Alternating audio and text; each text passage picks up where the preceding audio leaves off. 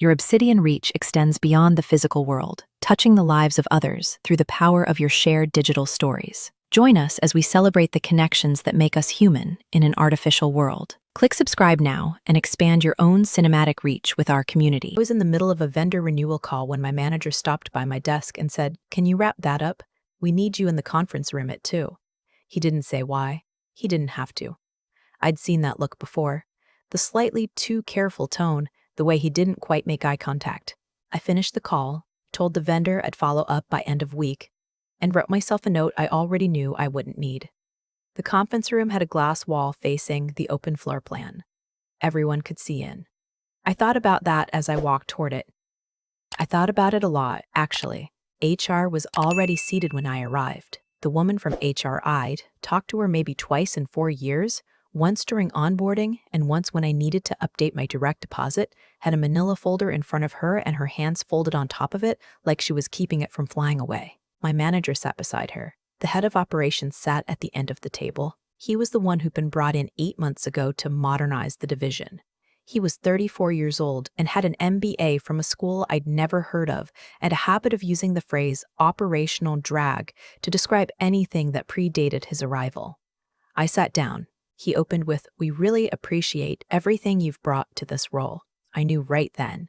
You don't start a sentence that way unless the next sentence is going to be something the person across from you doesn't want to hear. "We've been doing a structural review of the department," he continued, "and we've identified some redundancies. Your position is one of them. Today will be your last day."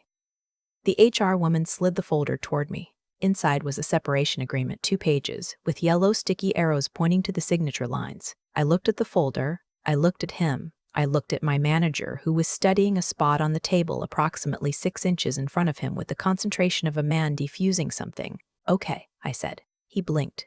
I think he'd expected more. Crying, maybe, or the kind of quiet negotiation that makes everyone uncomfortable and draws the process out. Instead, I pulled the folder closer and started reading, not skimming reading. Every line. I took about 8 minutes. Nobody spoke. When I finished, I asked 2 things. First, was there a severance package, and if so, what was the timeline for payment? The HR woman confirmed 2 weeks per year of service, processed within the next pay cycle. I'd been there 4 years and 3 months. I did the math in my head. Second, I asked whether I still had access to the environmental compliance portal. My manager finally looked up. "The state portal," I said, "the one I log into for the facility operating permits. Do I still have credentials, or has that been revoked already?" The head of operations looked at the HR woman. The HR woman looked at my manager. My manager said he thought access would be terminated at end of business. "So I still have access until end of business today?"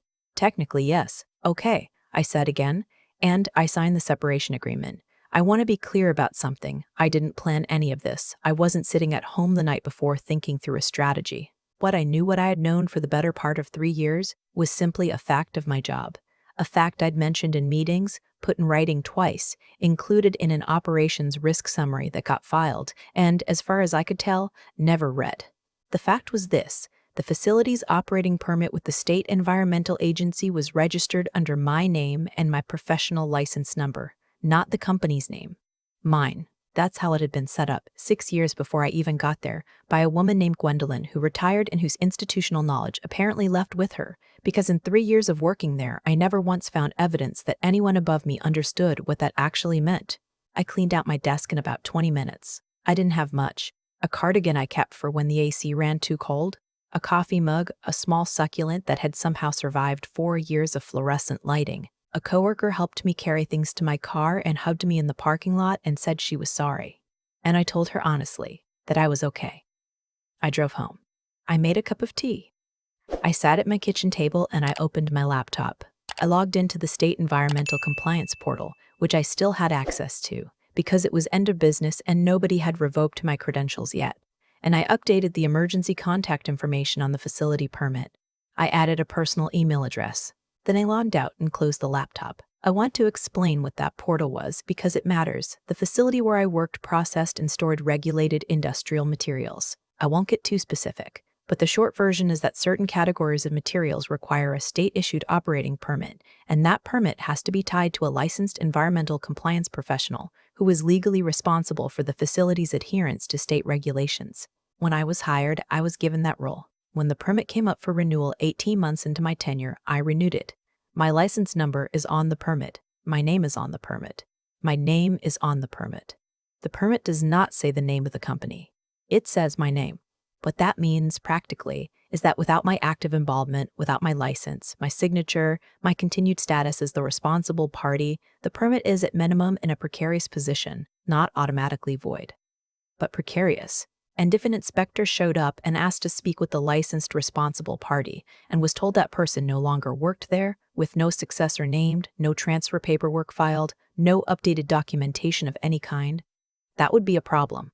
I had mentioned this twice in formal writing, once in a meeting with my manager and his manager, once in the operations risk summary. Each time I was told it would be addressed. It was never addressed. I was not trying to blow anything up. I genuinely was not. I updated the contact information on the permit so that I would receive any communications from the state agency going forward, because I was no longer employed there and I didn't want official state correspondence going to a work email I no longer had access to. That's all. That's a normal and reasonable thing to do. But it meant that what happened next, I found out about in real time. It was 11 days after my last day.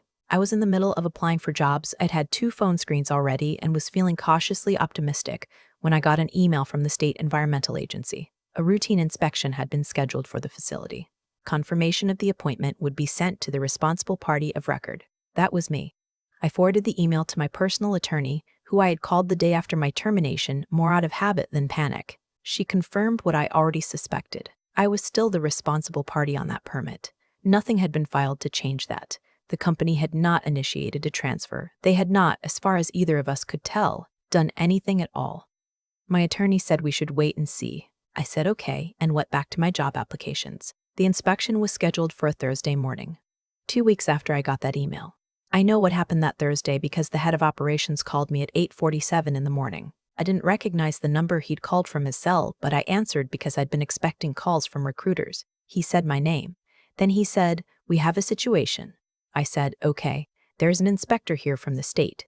Environmental compliance inspection. She's asking for the responsible party on the operating permit and HR can't find any record of who that is internally and..." He stopped. I could hear something in the background. Voices. Someone sounding stressed. "We found your name on the permit." "Yes," I said. "I know." Silence. Silence. "You knew about this inspection?" "I received the confirmation email," I said. "The state had my contact information on file as the responsible party." Another silence. Longer. "Can you..." He started, stopped, started again. "Is there any way you could come in or speak with the inspector?" "Just to, I don't work there anymore," I said. "You terminated my position 11 days ago. I understand that, but I'd need to speak with my attorney before I agreed to anything," I said.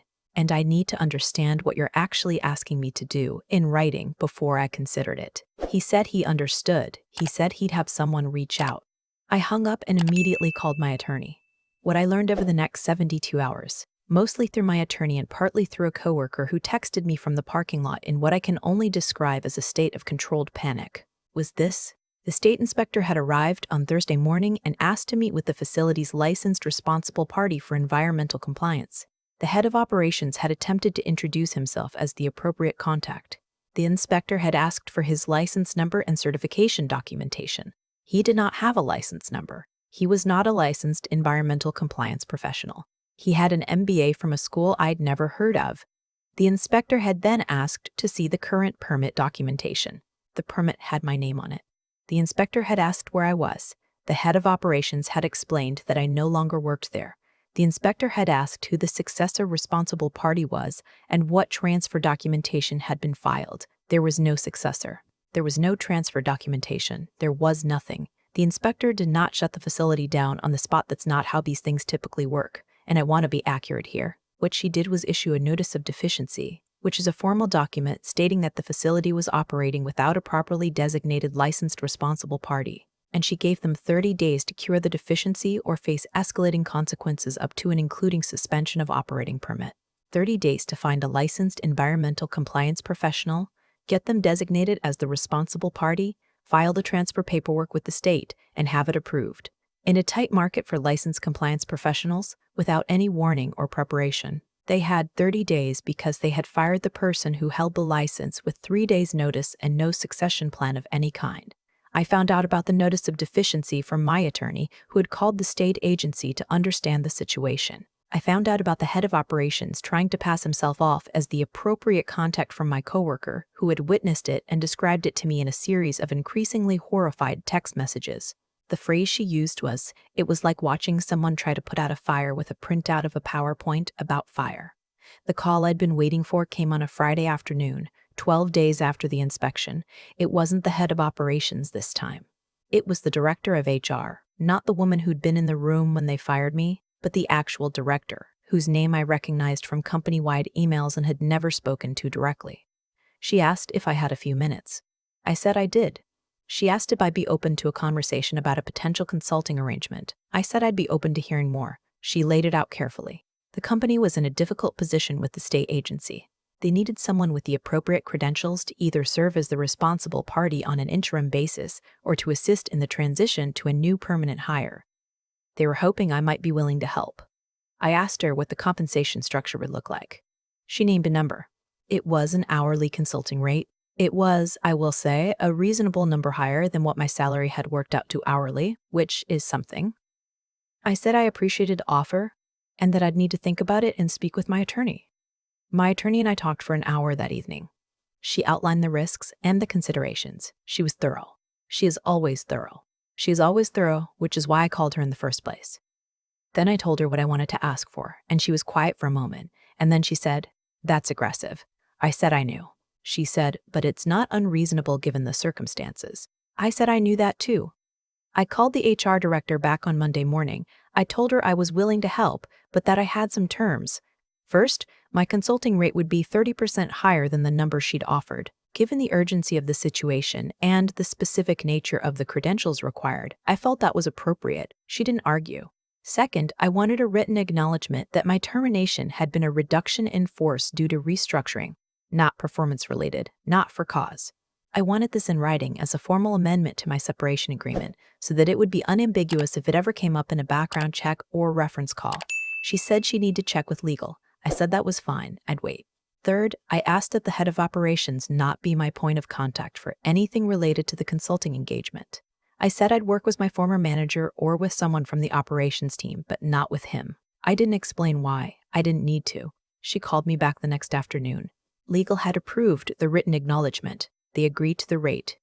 They agreed to the point of contact stipulation. I said I'd start the following Monday. I worked with them for 11 weeks as a consultant. In that time, I helped them identify and recruit a permanent replacement, someone I actually knew from a professional association I'd been part of for years, a woman named Adele who was looking to move into a facility role and had all the right credentials. I helped them prepare the transition documentation and filed the transfer paperwork with the state agency myself, because I was still faster at it than anyone else there, and frankly, the deadline wasn't going to wait for a learning curve. I attended one meeting with the head of operations. Just one. My former manager ran it, and the head of operations sat at the end of the table and said very little. He looked like someone who'd spent the past 2 months learning an expensive lesson about what the phrase operational drag actually means when it refers to a person who holds your facility's operating permit. I didn't say anything about it. There was nothing to say. The situation had said everything already. On my last day of consulting, my former manager walked me to my car. He'd been my manager for 3 of my 4 years there, and he is a decent person who got caught in a bad situation, largely of other people's making. He said he was sorry about how everything had happened. I told him I appreciated that, and I meant it. He asked what I was going to do next. I told him I'd actually accepted an offer 2 weeks earlier, a compliance director role at a company on the other side of the city. A step up in both title and compensation, with a team of 3 reporting to me. I'd accepted it before my consulting engagement with my former employer even ended. He laughed, not meanly, just the kind of laugh that comes out when something is both funny and slightly painful. "Of course you did," he said. I drove home. I made a cup of tea. I sat at my kitchen table and thought about Gwendolyn, the woman who'd held my role before me, whose name was on the original permit filing from 7 years ago, who had apparently understood all of this perfectly well and tried to document it and was ignored, and who had retired and moved somewhere warm, and as far as I could tell, never looked back. I understood her more than ever. I started my new job on a Tuesday. Adele started at my old facility the same week. The state agency closed the deficiency notice 36 days after it was issued, and the head of operations was gone by the end of that quarter. I heard it from my former coworker, who texted me a single emoji, a small, unremarkable fire, and nothing else. I did not respond, but I smiled. There's a framed print in my new office that was there when I moved in, left by whoever had the desk before me. It's just a quote, nothing fancy, the kind of thing you see and mostly don't read after the first week. But I read it sometimes when I'm on a long call or waiting for a file to load. It says, the most dangerous person in any organization is the one everyone forgot to value. I didn't hang it there on purpose, but I'm glad it's there. I've thought about this a lot since everything settled down, not in a bitter way. More like the way you turn a strange coin over in your hand trying to figure out where it came from. What happened to me wasn't unusual. I think that's the part that took me a while to sit with. The head of operations didn't fire me because he was malicious. He fired me because he genuinely didn't know what I did. And he didn't know because he never asked, and nobody made him ask, and the systems around him rewarded confidence over comprehension. He walked in with a framework and fit everything into it. I was overhead. I was legacy. I was drag. He had a word for me before he ever had a conversation with me. That's not a story about one bad manager. That's a story about what happens when people stop being curious about the thing right in front of them. I think about Gwendolyn sometimes, the woman who held my role before me, who set up that permit, who tried to document what it meant and was apparently ignored, and who eventually left and didn't look back. She did everything right. She did the work carefully, flagged the risk properly, put it in writing. And it didn't matter, not while she was there. It only mattered the moment she was gone. There's something quietly painful about that, and something worth understanding too. The work we do with integrity doesn't always get recognized in the moment we do it. Sometimes it only becomes visible in its absence. What I learned, what I keep coming back to, is that real competence is patient. It doesn't need to announce itself. It accumulates quietly, the way interest does, and then one day the balance is larger than anyone expected. The head of operations spent 8 months talking about modernization, and I spent 4 years actually knowing where everything was. When it mattered, only one of those things had weight. I'm not saying this to be self-congratulatory. I made my own mistakes in that job. I let things slide too long. I wrote those risk summaries, and when they disappeared into inboxes, I told myself I tried, and mostly moved on. I could have pushed harder. I could have made it impossible to ignore. That's my part to own. But here's what I do believe. When you build your knowledge honestly, when you do the unglamorous work without cutting corners, when you document things properly, even when nobody seems to care, you are not doing that for your employer, you are doing it for yourself. You are building something that belongs to you, a credential, a skill, an understanding of how something actually works. Nobody can restructure that away. Nobody can include it in a reduction in force memo. The inspector showed up and asked for the responsible party, and the responsible party was me. Not because I'd planned a revenge story, because I had done the job. My new office has that framed quote about the most dangerous person being the one everyone forgot to value. I didn't put it there, but I read it and I think about the head of operations, wherever he landed after that quarter ended, and I hope he learned something.